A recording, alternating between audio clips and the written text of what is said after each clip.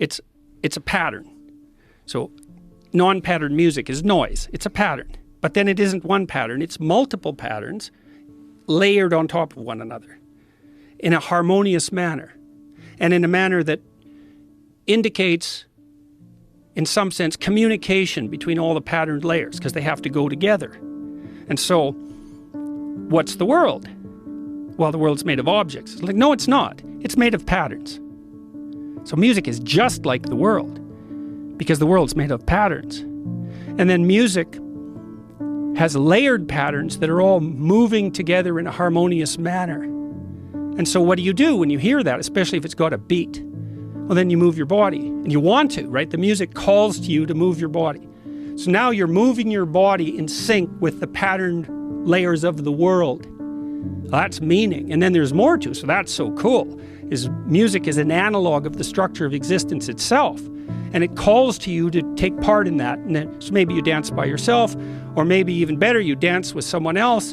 And so then you both bring your bodies into this patterned relationship with this multi-layer harmony together in a spontaneous way, indicating that you can both play and are therefore potentially trustworthy future mates. That's unbelievably cool. And birds dance. It's not just human beings, you know. So this is a deep thing. And then music does something else too. It puts you on the border between chaos and order, because a boring song does exactly what you expect it to do and gets dull very quickly. And an unlistenable song is so random you can't follow it. And so what you want is predictability with a leaven of unpredictability. And then that puts you right on the edge. That's the zone of proximal development. Vygotsky discovered that. And I went to this bar in Nashville. This band was playing Kelly's Heroes. A great guitarist, the best guitarist I've ever seen. And they were playing old country music with a heavy blues rock twist. So they do this great version of Ghost Riders in the Sky. It's 15 minutes long. And this brilliant guitarist just goes way out on a limb. And everybody in the crowd, it was so fun to be there. They're just thrilled to death because they're watching this man doing the same thing that surfers do. He's like dancing on the edge of chaos and order in this virtuosic manner.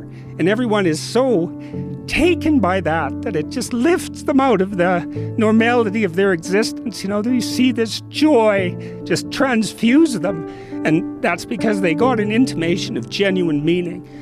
And it's not amenable to rational criticism, which is the thing that I thought that struck me as so miraculous about music, and why it has this element of salvation. It's like it puts you directly in touch with the meaning that sustains you in life, directly. And it shows you what that would be, which is something like to observe the harmonious interplay of the patterns of being stacked on top of one another, and then to bring yourself into alignment with that, which is what yogis strive to do, and what disciplined athletes strive to do, and what we celebrate in athletics. And it's all a reflection of the same thing. And that's real.